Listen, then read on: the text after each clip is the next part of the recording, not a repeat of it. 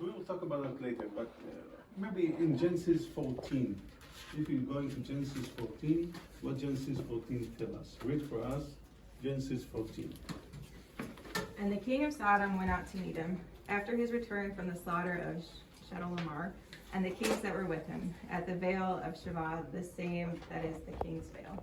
And Melkizedek, king of Salem, brought forth bread and wine, and he was priest of God the Most High. And he blessed him and said, Blessed be Abram of God Most High, maker of heaven and earth. And blessed be God the Most High, who hath delivered thine enemies into thine hand. And he gave him a tenth of all.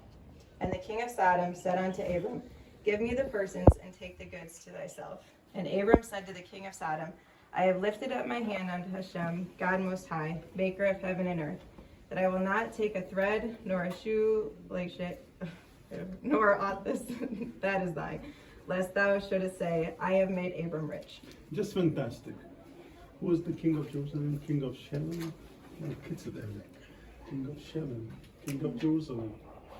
And what he did, he blessed Abraham with bread and wine.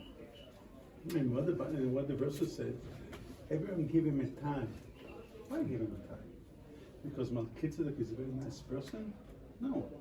Melkizedek, he gave a tithe to the temple where you are worshiping God. It's not personal.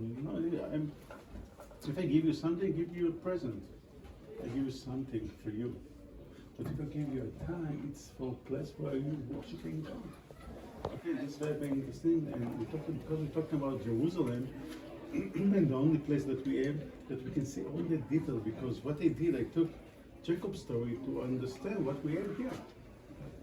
Because with Genesis 14, they never talk about the place where Melkizedek was worshiping. They didn't talk about his temple or his worshiping place.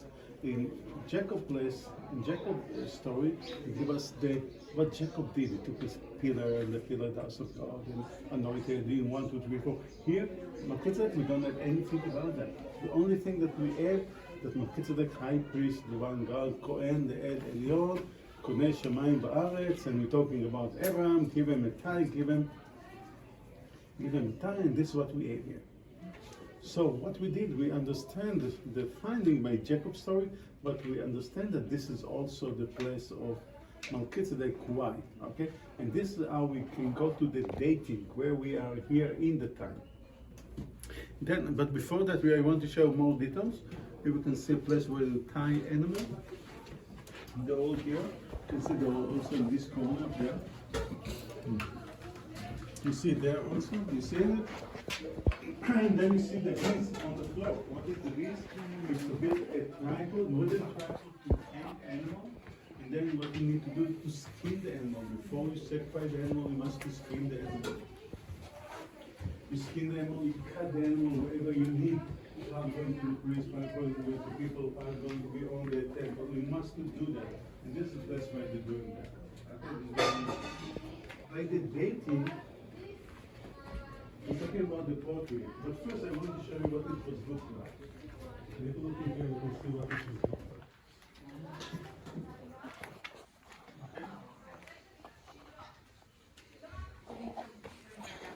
Just a moment. This is what it was looked like. Okay? You can see the altar, you can see the olive fires, okay, you can see all the details. This is what it was looked like. And how are we dating this place? First, this rooms was found empty without finding on the rooms. And what's happening, all was in the rooms was putting in the cave, and that cave was there. A small cave there. And this is what we call Geniza. What is Geniza?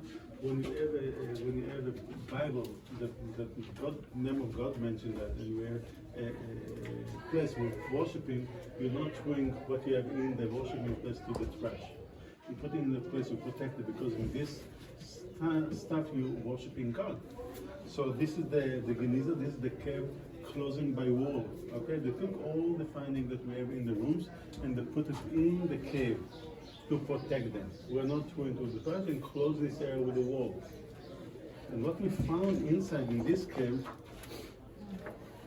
we found all this finding. You can see it here. can see it here. You can see it here. Wow. And this was all in that small cave there in the other side, that room. So this dating to the end of the 8th century BC. So all what you see here and in the 8th century BC, my king has said no more worshiping in my kingdom. You want worshiping some King Solomon did. Okay? So this is one. Second, how are we dating that?